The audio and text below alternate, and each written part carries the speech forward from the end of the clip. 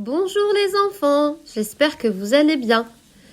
Je tenais à vous souhaiter, à vous et à votre famille, la plus merveilleuse des années, avec tous mes meilleurs vœux de bonheur, de joie, de santé et de réussite. Que le Seigneur vous bénisse et vous préserve pour cette nouvelle année 2022. Exceptionnellement, aujourd'hui et la semaine prochaine, le cours de catéchisme se fera en distanciel pour préserver votre sécurité.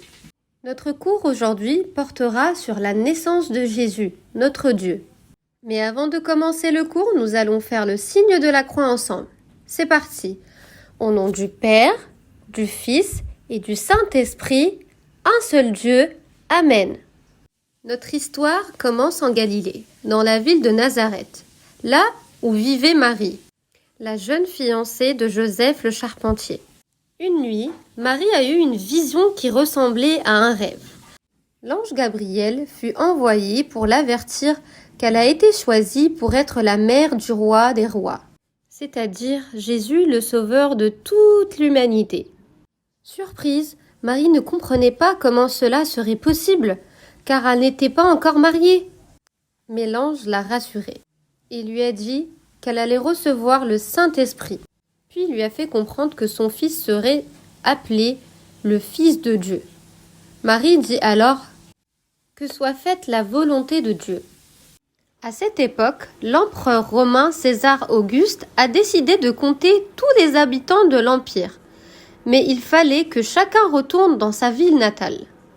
Ainsi, Joseph et Marie se rendirent à Bethléem, la ville de David et de ses ancêtres. Ce fut un voyage long et fatigant. Marie a commencé à sentir que la naissance de son fils était proche.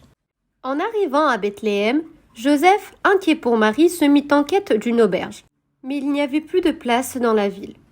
Bethléem était remplie par des gens de divers endroits, présents pour être comptés selon l'ordre par l'empereur. Sans pouvoir attendre plus, Joseph prit Marie dans l'étable. Et c'est là que Jésus est né. Marie l'a enveloppé de linge dans la crèche. Lorsque le beau Jésus est né, à proximité, l'ange du Seigneur annonce à des bergers qu'était né celui qui apporterait le salut à tout le monde, le Fils de Dieu. Et sans attendre plus, les bergers ont suivi le chemin indiqué par les anges. En ces jours aussi, des mages d'Orient sont arrivés à Jérusalem. Ils avaient rêvé de la naissance du Sauveur pendant de nombreux mois. Ils ont suivi une étoile qui les a guidés vers celui qui devait apporter l'amour, la joie et le salut à ceux qui croient en lui.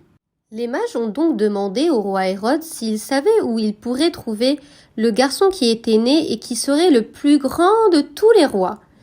Ils ont expliqué que depuis longtemps, ils avaient voyagé pour rendre hommage au Sauveur. Alors le roi Hérode a demandé aux mages d'être prévenus dès qu'il aurait trouvé le garçon pour qu'il puisse lui aussi lui rendre hommage. Mais en réalité, le roi Hérode était préoccupé par la possible existence d'un tel roi et son but était de le tuer. En cette nuit, guidés par l'étoile, les mages se remirent en route. Ils imaginaient trouver l'enfant Jésus dans un palais qui abrite les rois. Mais à leur grande surprise, l'étoile les guida vers une étable. Cependant, leur cœur était rempli d'amour et de tendresse. Ils sont donc descendus de leur monture et se sont approchés du lieu. Humblement, ils se sont approchés de Jésus et ont offert des cadeaux qu'ils avaient apportés avec eux. De l'or, de l'encens et de la myrrhe.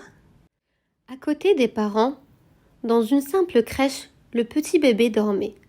À ce moment-là, les mages ont compris que le royaume de cet enfant ne serait pas la terre. Sa mission était beaucoup plus grande que cela. Ce moment a été gravé à jamais dans les cœurs et les mémoires de ceux qui étaient là.